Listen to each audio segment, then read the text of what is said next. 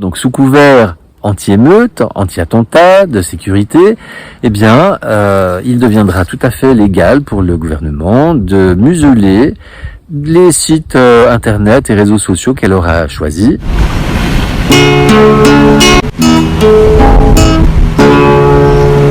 petits passages. Bonjour à tous, bienvenue sur la chaîne des petits passages, ravi de vous retrouver pour cette nouvelle vidéo. Aujourd'hui on va parler de liberté d'expression, de démocratie et on va voir dans quelle mesure peut-être que on vit une époque d'un tournant dans la liberté d'expression. On voit ça dans un instant. La méthode simple pour créer un autre monde, c'est également une conférence que je vous propose au gré de mes déplacements. Toutes les infos sont en description. Pour bénéficier de l'ensemble de mon message, restez bien jusqu'à la fin de la vidéo et si elle vous aura semblé pertinente, merci de la partager, de la commenter et de vous abonner à la chaîne. Semons des graines ensemble. Passage. Je vous ai déjà dit plusieurs fois tout au long de mes vidéos que nous ne sommes pas en démocratie. Tout simplement pour une bonne raison, c'est que nous sommes en démocratie représentative.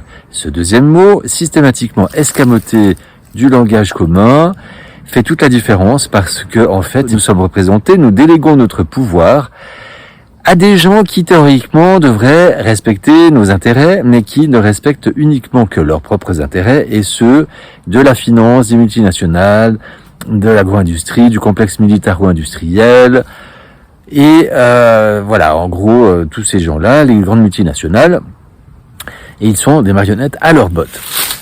Et ce que nous voyons depuis quelques années, ce à quoi nous assistons, eh bien, c'est un effritement de plus en plus marqué de la démocratie, de la liberté d'expression, de la liberté de manifester. Et les taux se resserrent de plus en plus. Mais évidemment, comme savent très bien le faire nos chères élites, eh bien ils profitent de nos faiblesses, à savoir déjà la faiblesse numéro 1, c'est la peur. Un peuple qui a peur est un peuple docile. Un peuple diverti est un peuple docile également. Et là, je vous ramène à chaque fois sur les vidéos que j'avais faites, détournement de notre attention, alors que ici à l'intérieur tout se passe. Nous avons un énorme potentiel. Et nous regardons toujours à l'extérieur à chercher le coupable et le sauveur. Et également en nous connaissant mieux que nous ne nous connaissons nous-mêmes. Voilà. Et en fait, ce qui se passe, eh bien, on délègue complètement notre pouvoir et on le perd. On nous fait croire qu'on le perd, mais en fait, nous avons notre liberté et nous ne l'avons jamais perdue. Il suffit juste de s'en souvenir, de se souvenir de qui nous sommes et d'où nous venons pour récupérer simplement cette liberté et cette souveraineté.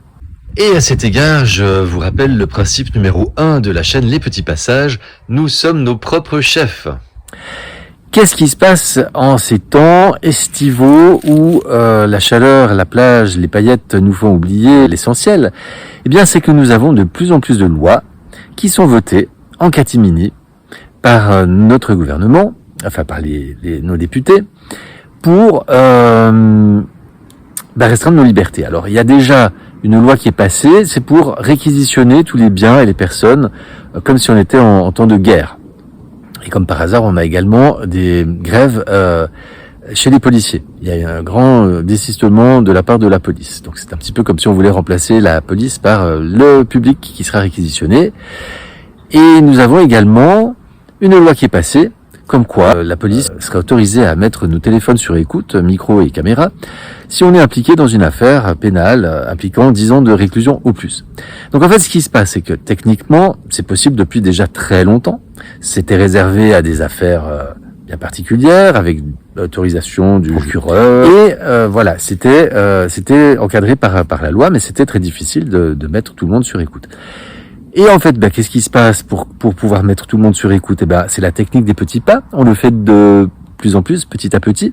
Donc là, pour l'instant, c'est si vous êtes impliqué dans une affaire pénale avec 10 ans de réclusion ou plus, sachant que pour être impliqué, il suffit juste de figurer dans les contacts de quelqu'un qui, lui, est impliqué, et ça y est, donc en gros, ça peut arriver assez facilement. Et puis, en fait, il suffira au fur et à mesure du temps de réduire à des affaires impliquant à 5 ans de prison, puis 2 ans, puis 1 an, et puis après on mettra à chaque fois parce qu'il y aura toujours une bonne raison, un petit attentat ou de l'insécurité due aux migrants. Évidemment, il y aura toujours des boucs émissaires, et puis la population sera demandeuse de ces mesures, et puis l'acceptera elle-même, et il sera trop tard. Et ce qui se passe également, c'est que dans les tuyaux, c'est que nos chères élites ont bien remarqué la puissance des réseaux sociaux. Et en fait, elle s'est servie de ce qui s'était passé pendant les émeutes avant l'été, comme quoi, soi-disant, les émeutiers s'étaient organisés et réunis par le biais des réseaux sociaux.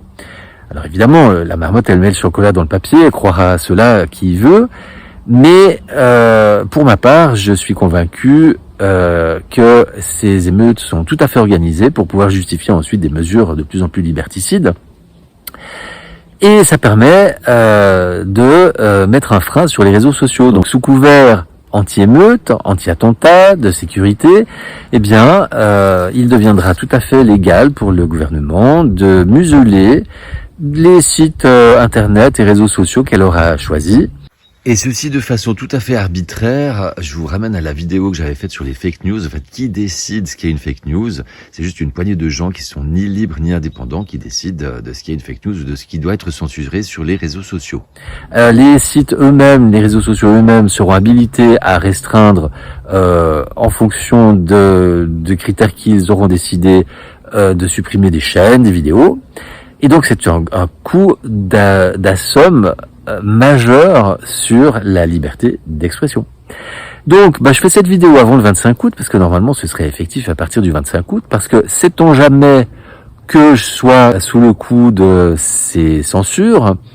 Bon, j'ai une audience assez restreinte, vous êtes 760, donc je vous remercie de votre fidélité, chers abonnés. Donc je n'ai pas des millions d'abonnés, mais néanmoins, mon discours est quand même pour le moins subversif. Et sait-on jamais, ça peut quand même peut-être passer pour quelque chose de portant préjudice à l'élite installée. Donc, qu'à cela ne tienne, je ne vis pas sur la peur, donc je vais continuer mon travail comme si de rien n'était. Je vous invite également à aller jeter un coup d'œil, si vous ne le faites pas déjà, sur le groupe Facebook TVFQ. On sait bien, mais tu veux faire quoi ? Et également la chaîne Les Petits Passages sur Odyssée. Parce que en fait, donc là, je vous l'avais dit il y a quelque temps, je vais arrêter de dénoncer ce qui va mal dans le monde, parce que je pense que maintenant vous avez compris. Pour ceux qui n'ont pas compris, ma foi, tant pis pour vous. Vous avez d'autres moyens de le comprendre. Mais l'idée, c'est pas de dénoncer, parce qu'il y en a déjà pléthore qui le font. Moi, j'ai envie de vous proposer des solutions. Qu'est-ce qu'on fait ? Donc je vais aller sur le groupe TVFQ, vous verrez beaucoup de petits posts à caractère de dénonciation pour que vous preniez bien conscience de la réalité du monde. Et ici, on va se concentrer sur les solutions, en fait, mettre de la conscience sur ce qu'on fait, les conséquences, et puis qu'est-ce qu'on peut faire pour ne pas tomber justement sous le coup de ces interdictions, de cette intelligence artificielle, de cette identité numérique, de cet euro numérique. Ça implique de faire des choix qui seront parfois difficiles, mais je vous invite à regarder du côté des soignants suspendus et de tous les autres employés salariés qui ont arrêté de travailler, en fait, en mettant dans la balance leur éthique, leur santé, plus que leur travail. Ceci peut vous inspirer dans vos choix. Donc, voilà, en fait, liberté d'expression mise en danger de plus en plus. Donc, continuons sur notre lancée. Vous, en tant que spectateur, et je vous remercie encore de regarder mes vidéos, n'hésitez pas à les partager si elles vous semblent pertinentes, à vous abonner à la chaîne, à laisser des commentaires. Et puis, je vous dis à tout bientôt. Prenez soin de vous. Je vous aime.